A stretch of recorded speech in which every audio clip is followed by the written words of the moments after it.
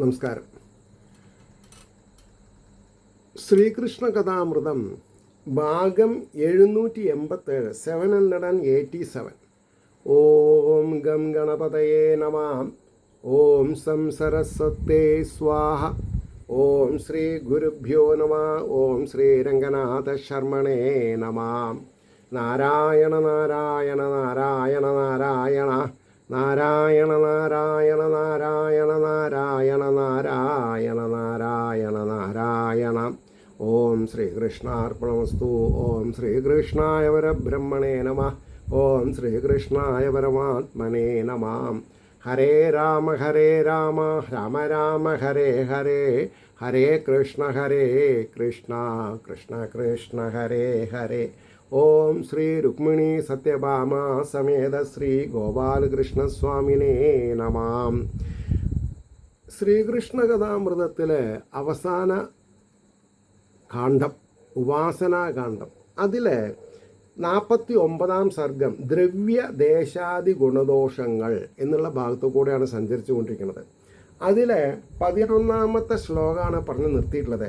മഹാഭക്തോത്തമന്മാരും പുണ്യകർമ്മൈകനിഷ്ഠരും ജ്ഞാനസമ്പന്നരും വാഴും ഇടം ഏതും വിശുദ്ധമാം. ഏതേത് സ്ഥലമാണ് ശുദ്ധി, ഏതേത് സ്ഥലമാണ് അശുദ്ധി? അപ്പോൾ പറഞ്ഞു, പിന്നെ മഹാഭക്തോത്തമന്മാരുള്ളത്, കർമ്മൈകനിഷ്ഠര്, പിന്നെ ജ്ഞാനസമ്പന്നര്. ഈ 3 ഏതെങ്കിലും ഒന്നെങ്കിലും വേണം. പക്ഷെ ചില സ്ഥലത്ത് പോയി പെട്ടാൽ നമുക്ക് മനസ്സിലാവും ഈ 3 പറ്റിയ ആൾക്കാരില്ല എന്നുള്ളത് മനസ്സിലാവും. അതൊരു അപാകതയാണോ? അതെ.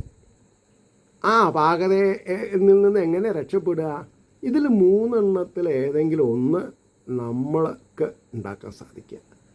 അല്ലെങ്കിൽ ഈ 3 ഒന്ന് ഉള്ള ഒരാൾക്ക് അത് പ്രശ്നമല്ല. കാരണം എന്താ?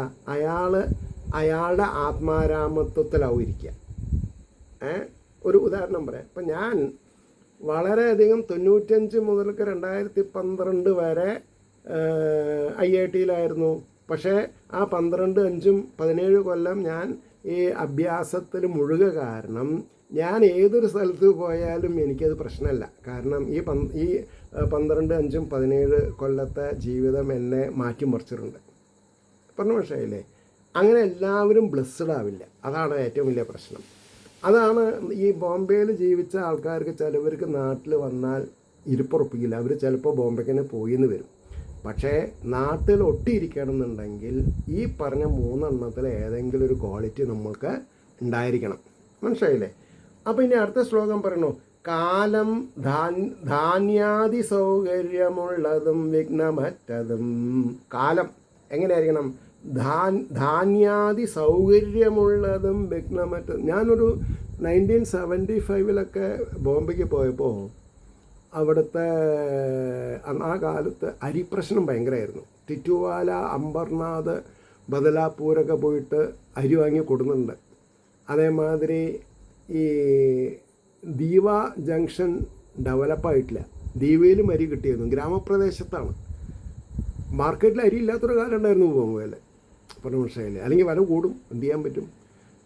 ജീവിത പ്രശ്നമല്ലേ? അപ്പോൾ കാലം ധാന്യാദി സൗകര്യമുള്ളതും വിഘ്നമറ്റതും. താമസിക്കണ സ്ഥലം മടി തോന്നാത്തതും ശുദ്ധം അതല്ലെങ്കിൽ അശുദ്ധവും. മടി തോന്നാത്തതായിരിക്കണം. മടി തോന്നാത്തതും ശുദ്ധം അതല്ലെങ്കിൽ അശുദ്ധവും. ദ്രവ്യം കൊണ്ടും വാക്കുകൊണ്ടും സംസ്കാരം കൊണ്ടും ആ വിധം 3 കാര്യങ്ങൾ പറഞ്ഞു. ദ്രവ്യം കൊണ്ട്, സമ്പത്ത് കൊണ്ട്, വാക്ക് കൊണ്ട്, സംസ്കാരം കൊണ്ട് ആ വിധം. കാലം, മഹത്വം, അല്പത്വം, ശക്തി, ബുദ്ധി, സമൃദ്ധികൾ, അശക്തി ഇവയാൽ കാലദേശാവസ്ഥാനുകൂലമായി, ദേശ അവസ്ഥ അനുകൂലമായി ഇല്ല. അതായത് ദേശവും കാലവും അനുകൂലമാവുന്നത് എങ്ങനെയാണ്? നമ്മൾക്ക് ശക്തി, ബുദ്ധി, സമൃദ്ധി ഉണ്ടെങ്കിൽ നമുക്ക് രക്ഷപ്പെടാം. ഇല്ലെങ്കിലോ തെണ്ടിപ്പോവും. അശക്തിവയാൽ കാലദേശാവസ്ഥാനുകൂലമായി സാധനങ്ങൾക്ക് പലമട്ടുണ്ടാകാം അശുദ്ധികൾ. ശുദ്ധിയും അശുദ്ധിയും സാധനങ്ങൾക്ക് പലമട്ടുണ്ടാകാം, പലതരത്തിലും ഉണ്ടാവും. അപ്പോൾ എവറിതിങ് ഡിപ്പെൻഡിങ് അപ്പോൺ അവർ ആറ്റിറ്റ്യൂഡ്, നമ്മുടെ കയ്യിലിരിപ്പിനനുസരിച്ചിരിക്കും. വസ്ത്രാദി കേകിടും ശുദ്ധി വെള്ളം കറ അശുദ്ധിയും. വസ്ത്രങ്ങൾ അശുദ്ധിയായാൽ, ചളിയായാൽ അത് സോപ്പിട്ടിട്ട് അലക്കി ഒലുമ്പിയെടുക്കണം. അപ്പോൾ എന്തായി? വെള്ളം ആവശ്യമാണ്. അപ്പോൾ വസ്ത്രാദി കേകിടും ശുദ്ധി വെള്ളം കറ അശുദ്ധിയും, അതായത് വാഴയുടെ കറ ഇല്ലേ, അങ്ങനെ പലതിൻ്റെയും അതാണ് അശുദ്ധിയും. വിജ്ഞൻ്റെ വാക്കും, വിവരമുള്ളവൻ്റെ വാക്ക് പുണ്യാഹാദികളും ശുദ്ധമാക്കിയിടും. വിജ്ഞൻ്റെ വാക്ക്, വിവരമുള്ളവൻ്റെ വാക്ക് മനസ്സിന് സന്തോഷത്തെ തരും. വിജ്ഞൻ്റെ വാക്കും പുണ്യാഹാദികളും ശുദ്ധമാക്കിയിടും. ദ്രവ്യങ്ങൾ പൂക്കളും മറ്റും മുകർന്നീടിൽ അശുദ്ധമാം. ദ്രവ്യങ്ങൾ പൂക്കളും മറ്റും മുകർന്നീടിൽ അശുദ്ധമാ. പൂവ് മണത്തിട്ട് പൂജിക്കാൻ കൊടുക്കാൻ പാടില്ല. പക്ഷേ ചോറ് വാസനിച്ച് നോക്കരുത്, അരി വാസനിച്ച് നോക്കാം, ചോറ് വാസനിക്കരുത്. ചോറ് ചോറ് അന്നം ബ്രഹ്മാണ്, ചോറ് ബ്രഹ്മാണ്, അതിന് വാസനിക്കാൻ പാടില്ല. പക്ഷേ നേരത്തെ പ്രസാദം കിട്ടിയ പൂവ് മണക്കും വേണം. ഇതൊക്കെയാണ് അറിവ്. അമ്പലമായിട്ട് യാതൊരു ബന്ധമില്ലാത്തൊരു ബന്ധാപ്പ് ചെയ്യുക, ഒന്നും ചെയ്യാനില്ല, നരകം ഫലം. അല്ലാണ്ട് ഞാൻ എന്താ പറയുക? ദ്രവ്യങ്ങൾ ശുദ്ധമാക്കിയിടും ദ്രവ്യങ്ങൾ എന്നാണ് കുട്ടി വായിക്കുമ്പോൾ. പിന്നെയോ പൂക്കളും മറ്റും മുകർന്നീടിൽ അശുദ്ധമാം. നദീജലം മഹാശുദ്ധം. പുഴയിലത്തെ വെള്ളം അതിശുദ്ധമാണ്, ഒലിവുള്ളതാണ്. നദീജലം മഹാശുദ്ധം. അദ്യോതകം അശുദ്ധവും. അദ്യോതകം അതായത് കുളത്തിലെ വെള്ളം ശുദ്ധില്ല, അങ്ങനെയാണ് പറയാം. ശക്തൻ മുങ്ങിക്കുളിക്കണം. ശക്തൻ മുങ്ങിക്കുളിക്കുക. ഈ ബക്കറ്റിൽ ഒരു കപ്പ് വെള്ളം തലയിൽ ഒഴിച്ചിട്ടുള്ള കുളി ശക്തി ശോഷിപ്പിക്കും. അതാണ് ശക്തൻ മുങ്ങിക്കുളിക്കണം. അശക്തൻ അത് ചെയ്യലാ. അശക്തൻ മുങ്ങിയാൽ ചിലപ്പോൾ മുങ്ങി വരില്ല. അതാണ് പ്രശ്നം. ചിലപ്പോൾ ഒഴുക്കിൽ പോവും അശക്തനാണെങ്കിൽ. എന്തൊക്കെ കാര്യമാണിത്! എനിക്ക് ഇത്ര ഒരു സന്തോഷം വെറുതെ ഇരുന്ന ഈ സന്തോഷം ഉണ്ടാവുമോ? TV ഇങ്ങനെ ചാനൽ മാറ്റിയാൽ സന്തോഷം ഉണ്ടാവില്ല. ചിലവർക്ക് ഇത് തലവേദനയായിട്ട് തോന്നും.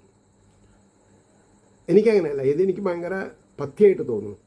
അപ്പം ശക്തൻ മുങ്ങിക്കുളിക്കണം, അശക്തൻ അത് ചെയ്യല. അറിഞ്ഞാൽ മാത്രമേ ശൗചം അശുദ്ധിയുടനെ കെടും. അറിഞ്ഞാൽ മാത്രമാ അശൗചം അശുദ്ധിയുടനെ കെടും.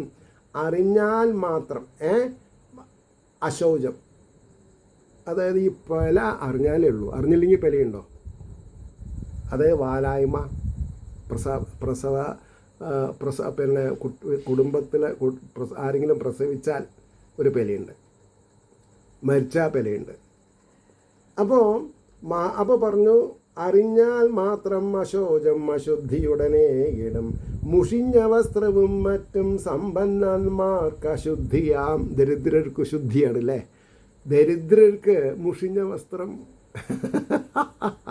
വേണ്ട വയ്ക്കാൻ പറ്റുമോ? ഇല്ല. ഇപ്പോൾ വാഴ വെട്ടാൻ പോണ ഒരാൾ പുതിയ ഓണത്തിന് വാങ്ങിയ മുണ്ടെടുത്ത് പോവില്ല. അപ്പോൾ വാഴ വെട്ടാനായിട്ട്, വെള്ളം തിരിക്കാനായിട്ട്, തൊടിയിൽ പണിയെടുക്കാനായിട്ട്, ഇല മുറിക്കാൻ പോകുമ്പോഴത്തെ ഡ്രസ്സ് വേറെ. പറഞ്ഞു വിഷയം. ഇതൊക്കെ ആരോടൊപ്പം ഞാൻ പറയുക, ഇത് കേൾക്കുന്ന ആൾക്കാരുടെ മനസ്ഥിതി കൂടി നമ്മൾ മനസ്സിലാക്കണ്ടേ. അപ്പോൾ മുഷിഞ്ഞ വസ്ത്രവും മറ്റും സമ്പന്മാർക്ക് അശുദ്ധിയാം. ദരിദ്രനത് കൈക്കൊള്ളാം. മർത്യന്നു വിധിയൊക്കെയും കാലവും ദേശവും അവസ്ഥയും നോക്കി വിധിച്ചതാം. എനിക്ക് ഒരു 2 ദിവസം മുമ്പ് ഗൂഗിൾ മീറ്റിങ്ങിലൊരു പ്രഭാഷണം ഉണ്ടായിരുന്നു, ശനിയാഴ്ച. അപ്പോൾ എനിക്കിതൊക്കെ പറയണമെന്നുണ്ട്, പക്ഷേ ഞാൻ എല്ലാം കൂടിയിട്ട് 45 മിനിറ്റിൽ എങ്ങനെ പറയുക? അവിടെയാണ് പ്രശ്നം. മനസ്സിലായില്ലേ? അപ്പോൾ ദരിദ്രനതു കൈക്കൊള്ളാം മർത്യനു വിധിയൊക്കെയും കാലവും ദേശവും അവസ്ഥയും നോക്കി വിധിച്ചതാം ഈശ്വരൻ. വിധിച്ചതാം രോഗിയും വൃദ്ധനും മുങ്ങിക്കുളിപ്പാൻ വേദമോദിട. രോഗി വൃദ്ധൻ മുങ്ങിക്കുളിക്കണമെന്ന് വാശി പിടിക്കരുത്. അവർ മുങ്ങിക്കുളിച്ചിട്ടില്ലെങ്കിലും പ്രശ്നമില്ല. ഇനി മനസ്സിലായോ? പിന്നെ പറയണോ, ധാന്യം മരത്തോല് നൂല് സുവർണ അസ്ഥി ഘൃതാദികൾ. ധാന്യം, അത് നെല്ല് ഗോതമ്പ് ചെറുപയർ, അതിനൊന്നും ആര് തൊട്ടാലും അതിന് അശുദ്ധിയില്ല. ധാന്യം, മരം, മരം തോല്, പിന്നെ നൂല് തുണിയുടെ, സ്വർണം, അസ്ഥി,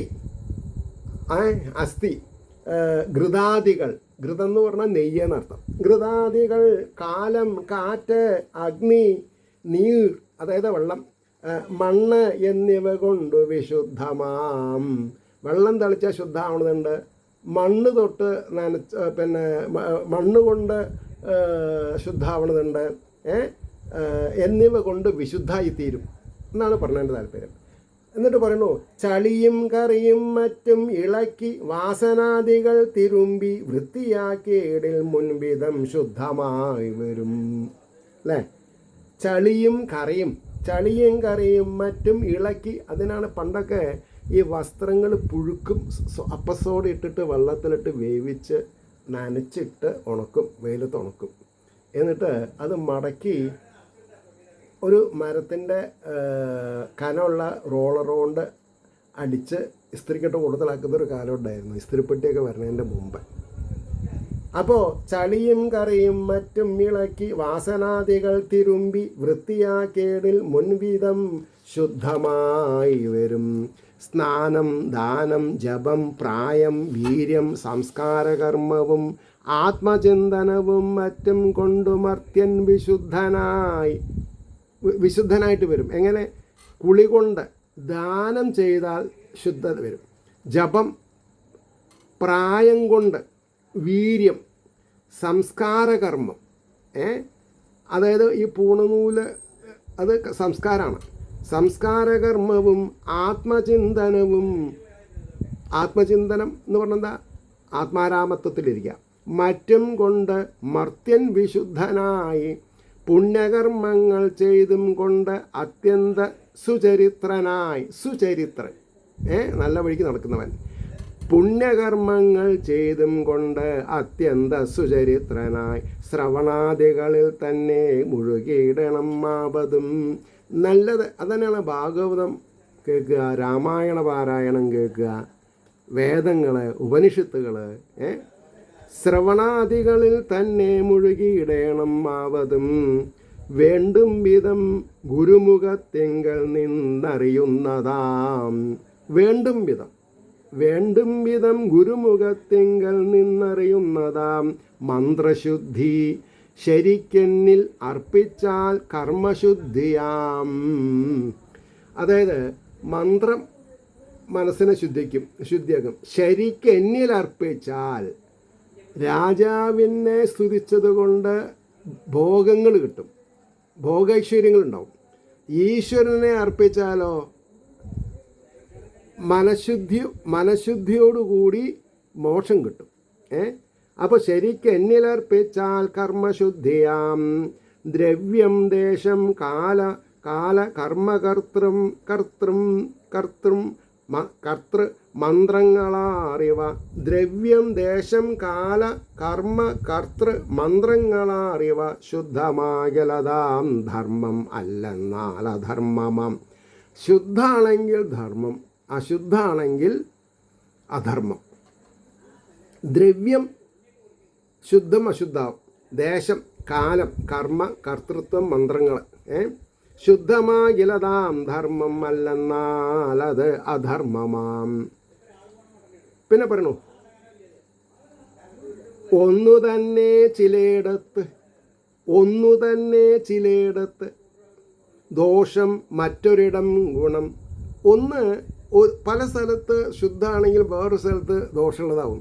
ഒന്ന് തന്നെ ചിലയിടത്ത് ദോഷം മറ്റൊരിടം ഗുണം. ഗൃഹസ്ഥനു ഗുണം പത്നി, ശ്രദ്ധിക്കണം, ഗൃഹസ്ഥനു ഗുണം പത്നി വിരക്തനു ദോഷവും. വിരക്തന് സ്ത്രീ ഒരു ഭാരാണ്. പ്രശ്നം. ആകയാൽ ഇവ ലോകോപകാരമോർത്തു വിധിച്ചതാം. ആകയാൽ ഇവ ലോകോപകാരം. ഗൃഹസ്ഥന് എന്താ നല്ലത്, സന്യാസിക്ക് എന്താ നല്ലത്, ബ്രഹ്മചാരിക്ക് എന്താ നല്ലത്, വാനപ്രസ്ഥൻ എന്താണ് നല്ലത് എന്നൊക്കെ അറിഞ്ഞിരിക്കണം. അപ്പോൾ നമ്മൾ നേരെ എനിക്ക് കല്യാണമൊന്നും വേണ്ട എന്ന് പറഞ്ഞിട്ട് ഞാൻ സന്യാസിയാവാണ്, ആചാര്യനായി അതായി ഇതായി. അത് കഴിഞ്ഞപ്പോൾ കാണാം പിന്നെ ആൾക്കാർ തലക്കെ ഡൈ അടിച്ച് ജുബ്ബൊക്കെ ഇട്ടിട്ട് നല്ല കുട്ടപ്പനായിട്ട് വെൽ ക്ലീൻ ഷേവായിട്ട് നാരായണം ഭജെ നാരായണം ഭജെ. അപ്പം എന്തായി? ആകയാൽ ഇവ ലോകോപകാരമോർത്ത് വിധിച്ചതാം, അതിനെതിരാവും. ഗുണദോഷങ്ങളൊട്ടാകെ ഓർത്തു കാൺകിൽ അവാസ്തവം നല്ലോർക്കല്ലാതെ ദുഷ്കർമ്മമത്രയും പാപമായി വരാ.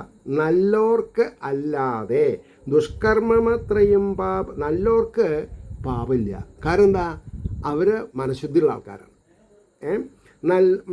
അവാസ്തവം നല്ലോർക്കല്ലാതെ ദുഷ്കർമ്മമത്രയും പാപമായി വരാ. അന്തിയോളം ഉറങ്ങിയിടിൽ മൂടനില്ലൊരു ദോഷവും. അന്തിയോളം മൂടൻ, വിവരമില്ലാത്തവൻ ഉറങ്ങിയ എന്താ പ്രശ്നം? വിവരമുള്ളവന് ഉറങ്ങിയ എന്താ കുഴപ്പം? ത്രിസന്ധികളെ മാനിച്ചില്ല എന്നുള്ളൊരു ദോഷമുണ്ട്. ത്രിദോഷം, പ്രദോഷം, സന്ധ്യാസമയത്ത് ഉറങ്ങിയാൽ ബുദ്ധിയുള്ളവന് മോശമാണ്. ബുദ്ധിയില്ലാത്തവനൊന്നും പ്രശ്നമില്ല, അവൻ ആൾറെഡി ബുദ്ധിയില്ലാത്തവനാണ്. അപ്പോൾ പതിവായി തീർത്ത ദുശ്ശീലം പാപികൾക്ക് എന്തു ചൊല്ലുവാൻ. അതായത് അവർക്ക് സദാസമയവും ചീത്ത സ്വഭാവമാണ്, നല്ല സ്വഭാവമില്ല. പിന്നെന്താ? പതിവായി തീർത്ത ദുശ്ശീലം പാപികൾക്ക് എന്തു ചൊല്ലുവാൻ. വീഴാ ചോട്ടിൽ കിടക്കുന്നോൻ മോളിലുള്ളവർ മാതിരി. ഇപ്പോൾ അപ്പർ ബർത്തിലുള്ളവൻ താഴെ വീഴുന്ന് പേടിക്കണം, ലോവർ ബർത്തിലുള്ളവന് പേടിക്കണോ? ഇല്ല. അതാണ്, താഴത്തിരിക്കണവന് വീഴുന്ന് പേടിക്കല്ല. കോണിയിൽ കയറുന്നവൻ അഭ്യാസം കാണിച്ചാൽ നിലത്ത് വീഴും. ഗുണദോഷങ്ങളൊട്ടൊട്ടായ ആകമാനമകറ്റുവാൻ. ഗുണദോഷങ്ങളൊട്ടൊട്ടാ ആകമാനമകറ്റുവാൻ വിധിച്ചതാം മനഃശാസ്ത്ര വിദഗ്ധന്മാർ മഹർഷികൾ. ഈ മഹർഷികളാരാ? മനഃശാസ്ത്ര വിദഗ്ധന്മാരാണ് മഹർഷികൾ. മറ്റുള്ളവരുടെ മാനസികാവസ്ഥയെ മനസ്സിലാക്കി അവർക്ക് ഏത് ശരി തെറ്റെന്നുള്ളത് പറഞ്ഞു കൊടുക്കാനുള്ള കഴിവുള്ളവരാണ് മഹർഷിമാർ. അപ്പം മഹർഷിമാരെ നിന്ദിക്കരുത്. മഹത് വചനങ്ങൾ, ഋഷിതുല്യന്മാരായിട്ടുള്ളത്, മുനീശ്വരന്മാർ എഴുതിണ്ടാക്കിയിട്ടുള്ളത് നമ്മൾക്ക് അവിശ്വാസം ഉണ്ടാവരുത്. അപ്പോൾ വിധിച്ചതാം മനഃശാസ്ത്ര വിദഗ്ധന്മാർ മഹർഷികൾ. എത്ര കണ്ടും വിടനാകും അത്ര കണ്ടും സ്വതന്ത്രനാം. എന്താ വിടൻ എന്ന് പറഞ്ഞാൽ തോന്നിയത് കാണിക്കുന്നവെന്നർത്ഥം. വിടൻ, എത്ര കണ്ടും വിടനാകും അത്ര കണ്ടും സ്വതന്ത്രനാം. സർവസംഗ പരിത്യാഗം തന്നെ മർത്യനു നിർഭയം. മനുഷ്യൻ, മരണം സ്വാഭാവികമായിട്ടുള്ളവന് സർവസംഗ പരിത്യാഗം, എല്ലാ കൂട്ടുകെട്ടിൽ നിന്നും ഒഴിഞ്ഞു നിൽക്കുകയാണ് അവന് നല്ലത്. സർവസംഗ പരിത്യാഗം തന്നെ മർത്യനു നിർഭയം. വല്ലതും നല്ലതെന്നോർക്കിൽ അതിനോടൊരു ബന്ധമാം. എന്തിനാണ് ബന്ധം വേണ്ടത്? വല്ലതും നല്ലതെന്നോർക്കിൽ അതിനോടൊരു ബന്ധമാം. കാമത്തിലേക്ക് അതുയരും തടുപ്പോനോടു ഷണ്ടയാം. അല്ലേ? എത്ര ട്രാൻസ്പാരൻ്റായിട്ട് അവിടെ പറഞ്ഞിട്ടുള്ളത്. വല്ലതും നല്ലതോർക്കിൽ അതിനോടൊരു ബന്ധമാം. കാമത്തിലേക്കതുയരും തടുപ്പോനോടു ഷണ്ഡയാം. അല്ലേ? കുട്ടികളോട് കളിക്കണ്ട, പഠിക്കുക എന്ന് പറഞ്ഞാൽ അവർക്ക് നമ്മൾ പറഞ്ഞത് എതിരാവും. കുറച്ച് കളിച്ചിട്ട് പഠിക്കണം കേട്ടോ എന്ന് പറഞ്ഞാലോ പ്രശ്നമില്ല. പഠിച്ചിട്ട് കളിക്കാമെന്ന് പറഞ്ഞാൽ പറ്റില്ല. കുറച്ച് കളിച്ചോളൂ എന്നിട്ട് പഠിക്കാൻ വരും കേട്ടോ എന്ന് പറയണം. മുഴക്കും ക്രോധം ആ മട്ടിൽ ഉൾത്തട്ടാകെ ഇരുണ്ടുപോം. ഈ മുഴക്കും ക്രോധം കൂടി എന്തുണ്ടാവും? ഉൾത്തട്ടാകെ കറുത്ത നിറം വരുന്നല്ല, ഇരുട്ടിലാവും. വെളിച്ചം കണ്ടാൽ ഇരുട്ടിലാവും. തന്നെ മറന്നെന്തും പുലമ്പും മൂർഖനായുടൻ. അപ്പോൾ ക്രോധം കൂടിയാൽ തന്നെ മറന്ന് എന്തും പുലമ്പും മൂർഖനായുടൻ. കാര്യകാര്യ വിചാരങ്ങളറ്റ മാനുഷനെങ്കിലും കാര്യ അകാര്യ വിചാരങ്ങൾ, ഏതാ ശരി ഏതാ തെറ്റെന്ന് അറിയാതെ കണ്ടുള്ള അവസ്ഥ. കാര്യ അകാര്യ വിചാരങ്ങളറ്റ് മാനുഷനെങ്കിലും വിഷയാശ വളർന്നുള്ളിൽ വിവേകം കെട്ട ജന്തുവാം. വിവേകം കെട്ട ജന്തുവാകരുത്. ജീവനുള്ളവൻ ഈശ്വരന് തുല്യനായിരിക്കണം. ശ്വസിച്ചുകൊണ്ടു കൊല്ലൻ്റെ തോൾ തുരുത്തി കണക്കയാൽ. ശ്വസിച്ചുകൊണ്ട്, ഈ കൊല്ലൻ്റെ ആലയിൽ തീയിൽ അവസാനിക്കുന്ന ഒരു സഞ്ചി, അതെങ്ങനെ കൈകൊണ്ട് ഇങ്ങനെ ആയാൽ അതിന് കാറ്റ് കൊടുക്കും, ഇങ്ങനെ ആയാൽ അത് കാറ്റ് ഊതുന്നത്. അതാണ് തോൽ തുരുത്തി എന്നതിന് പറയാം. തോലുകൊണ്ട് ഉണ്ടാക്കിയിട്ടുള്ളതാണ്, അല്ലെങ്കിൽ കാറ്റ് പോവുമല്ലോ. അപ്പോൾ ശ്വസിച്ചുകൊണ്ട് കൊല്ലൻ്റെ തോൽ തുരുത്തി കണക്കയാൽ ഏറെക്കാലം മരം പോലെ ജീവിച്ചിട്ടെന്തു താൻ ഫലം. കുറേ കാശുണ്ട്, മുതലാളിയാണ്, ഹരിശ്രീ അറിയില്ല. എന്താ കാര്യം? നമുക്ക് ധനമില്ല, വേണ്ട. നമ്മൾക്ക് എന്നും ആത്മാരാമത്വത്തിലിരിക്കാം. മറ്റുള്ളവരുടെ അപ്രീഷിയേഷൻ ഉണ്ട്, അത് നശിപ്പിക്കരുത് എന്ന് ഒരാലോചന ഉണ്ടാവും. അപ്പോൾ ശ്വസിച്ചുകൊണ്ട് കൊല്ലൻ്റെ തോൾ തുരുത്തി കണക്കയാൾ ഏറെക്കാലം മരം പോലെ ജീവിച്ചിട്ടെന്തു താൻ ഫലം. സ്വർഗാദികൾക്കല്ല. നമ്മൾ ശ്രമിക്കേണ്ടത് സ്വർഗത്തിന് വേണ്ടിയിട്ടായിരിക്കരുത്. വിമുക്തി നേടാൻ വിധിച്ച കർമ്മം കനിവാർന്ന് വേദത്തോടു കൂടി ആശ്രയത്തുള്ളവർക്ക് കനിവാർന്ന് വേദം കൽക്കണ്ടമേകുന്ന വേദങ്ങൾ കൽക്കണ്ടം തരുന്നു. ഏകുന്ന മരുന്നു സേവിപ്പതിന്നു തൻ പൈതലിന്നമ്മ പോൽ. കഷായം കുടിക്കണം. അപ്പോൾ ഒരു കൽക്കണ്ടത്തിൻ്റെ കഷ്ണം കാണിച്ചാൽ കഷായം വേഗം കുടിക്കും, ഈ മധുരത്തിന് വേണ്ടിയിട്ട്. അതേപോലെയാണെന്നാണ്. അപ്പോൾ സ്വർഗാദികൾക്കല്ല.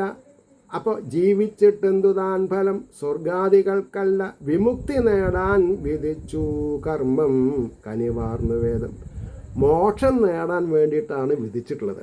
അതേതുമാതിരി കൽക്കണ്ടമേകുന്നു കനിവാർന്നു വേദം. കൽക്കണ്ടം ഏകുന്നു മരുന്ന് സേവിപ്പതിന് തൻ പൈതലിന്നമ്മ പോൽ. തൻ്റെ കുട്ടിക്ക് അമ്മ കൽക്കണ്ടം വെച്ച് നീട്ടുന്ന പോലെ. ഇതി ശ്രീകൃഷ്ണ കഥാമൃതേ കലികൽമഷനാശനെ ഉപാസനാകാണ്ഡേ ഏകോന പഞ്ചാശ സർഗ സർവത്ര ഗോവിന്ദനാമ സങ്കീർത്തനം. ഗോവിന്ദ ഗോവിന്ദ. ഏവർക്കും ശ്രീഹരിയുടെ അനുഗ്രഹാശിസുകൾ നിർലോഭമുണ്ടാവട്ടെ എന്ന് പ്രാർത്ഥിക്കുന്നതിനോടൊപ്പം ലോകാ സമസ്ത സുഖിനോ ഭവന്തു ആയിരിക്കട്ടെ നമ്മുടെ പ്രാർത്ഥന എന്ന് സ്മരിച്ചുകൊണ്ട് വാക്കുകൾ ഉപസംഹരിക്കുന്നു. നമസ്കാരം. നാളെ കാണാം.